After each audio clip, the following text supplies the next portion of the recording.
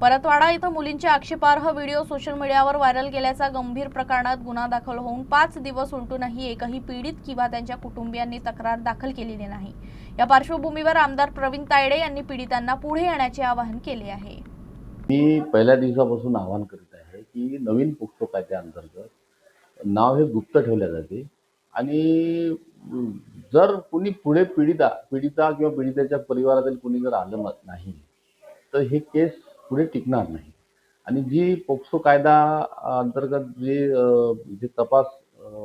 पुढे म्हणजे जो करायचा आहे तो सुद्धा व्यवस्थित होणार नाही आणि पुढे अगर त्याला समजा आपल्याला अजून काही माहिती उलगडायची असेल पोलिसांना तर ती पण उलगडणार नाही। त्याच्यामुळं मी शहरातील ज्या पीडित मुली आहेत, जे परिवार आहेत, त्यांना मी नम्र आवाहन करतो, पहिले आधी पण केलेलं आहे की त्यांनी किमान पुढे येऊन गुप्त पद्धतीनं, कारण दामिनीच्या अंतर्गत महिला SITच्या अंतर्गत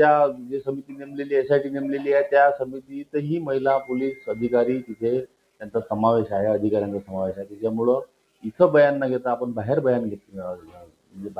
घ्यायला जाऊ,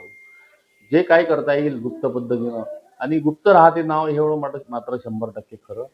आणि त्याच्यामुळं समोर यावं आणि आपला जबाब नोंदवावा। तो गुप्त राहील, तो कोर्टात सुद्धा गुप्त राहील, जेणेकरून ज्या नराधमाला ज्यांनी लैंगिक शोषण केलेलं आहे त्याला शिक्षा